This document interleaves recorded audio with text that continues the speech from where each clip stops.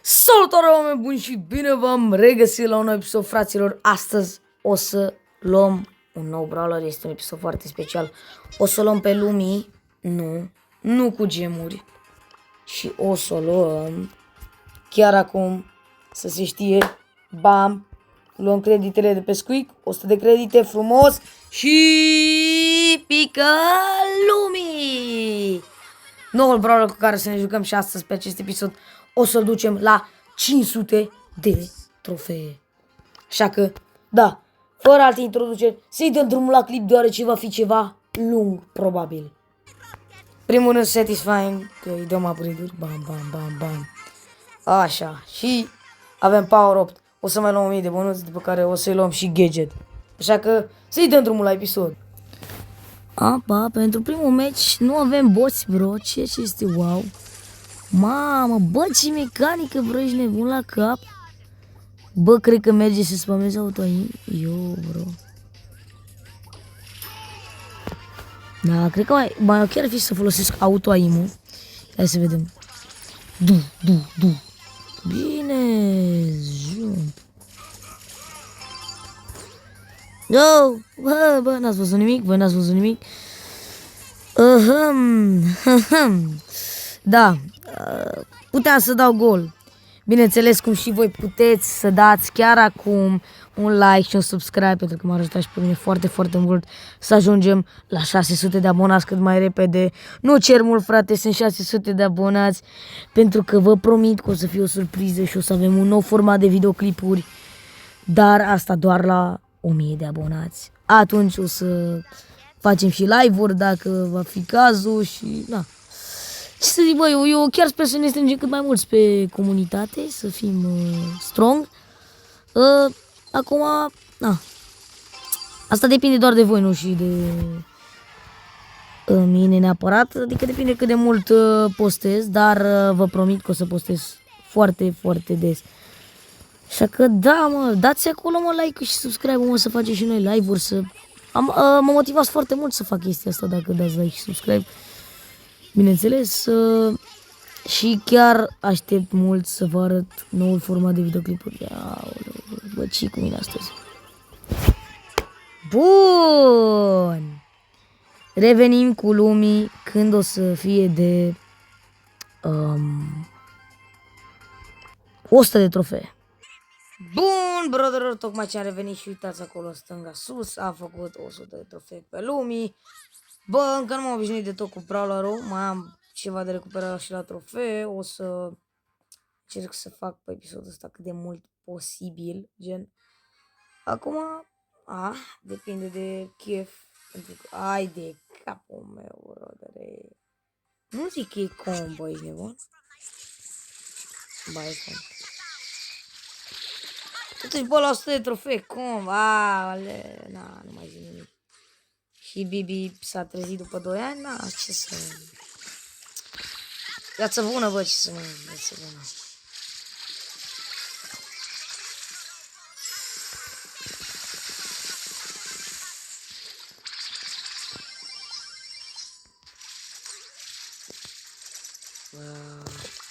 Sunt prea low, nu sunt prea low. Nu risc. Ok. Deci văd că... Aici ești bomba, azi n-are sens. Dar e crazy, bro, pentru că randomii sunt prea handicapați. Gen la sensul, nu știu, n-au nimic de câștigat. Mai bine, da, nu știu ce să zic, cam atât și glumesc, evident. Da, revin, pentru că meciul ăsta e pierdut, adică revin după ce îl pierd, că nu mai are sens. Da, tocmai ce am fost loviți de steroide. Sunt curios cine sunt băieții, pentru că nu cred că e un cont simplu de vreau să... 87k, 34k, cu 90k, da, normal, băiatul. Ăsta s-a apucat de Brawl Stars anul ăsta, că nici nu cred că are un an. Și ăsta s-a apucat, dar are 7k, Doamne, bă, ce oameni cu aia, ce oameni. Da, e funny, e foarte, foarte funny și șmecher, mai ales atunci când testezi un brawler și dai de toți copiii petardă în echipă și ultimii disperați care se joacă în echipa adversară, pentru că, bă, eu am luat și o mică pauză la Brawl Stars. Efectiv, de-aia n-au mai apărut nici short-uri la mine pe canal, pentru că, bă, jocul, cum să vă zic eu voi, intri în meci și deja știu dacă o să pierd sau o să câștig, gen. Na, după cum, ați văzut și la meciul trecut, v-am zis, gen. Nu știu, nu prea mai cum a fost toată Brawl Stars, de-aia m-am lăsat. O perioadă, gen, am făcut o pauză de vreo 2-3 săptămâni și am încercat să mai postez short-uri, pentru că, na, dacă nu, algoritmii de la YouTube mă fac, bă, să am câte 500 de vizionări pe short, bro, gen, na, foarte, foarte crazy.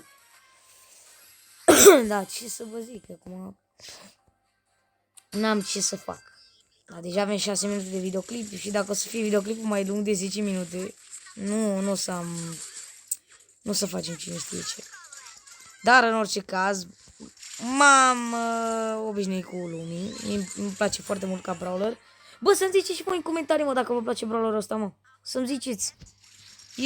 Pentru mine e un brawler fenomen, mă, e extraordinar. Gen, e super bună. Bam.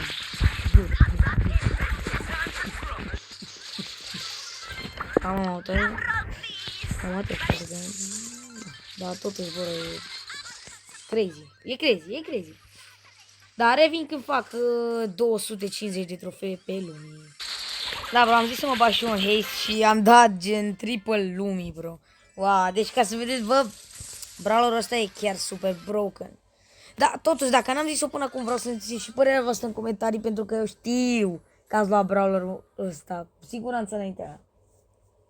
Așa că ziceți-mi în comentarii o părere despre acest brawler și... ce să zic, că continui să văd cât de multe trofee o să fac și în funcție de chef. Atunci o să se termine episodul. Dar dacă vă multă susținere la acest episod, bineînțeles că o să mai fac episoade lungi. Și da, oameni buni, am ajuns la 213 trofee pe lumii. O să continui push-ul, dar mai am foarte puțină baterie, mai am încă 11%, așa că să-mi pun telefonul la cărcat și o să continuăm push-ul. Dar nu pe acest episod, pentru că acest episod s-a terminat, iar ceea ce vreau să vă rog înainte să termin acest episod este să nu uitați să scrieți în comentarii ce părere aveți despre brawlerul lumii, dacă l-ați luat, dacă ați jucat cu el, cum este pentru voi. Pentru mine este foarte, foarte broken. Și da, oameni buni, cam atât a fost cu acest episod. Nu uitați să lăsați un like și un subscribe, pentru că pentru voi este doar un touchscreen, dar pentru mine mă ajută și mă motivează foarte, foarte mult să fac 600 de abonați și bineînțeles și un ca abonați, pentru că ne apropiem ușor, ușor și o să avem un nou format de videoclipuri. Așa că fără alte, acestea fiind spuse, eu am fost David și ne vedem data viitoare cu un nou videoclip despre Brawl Stars.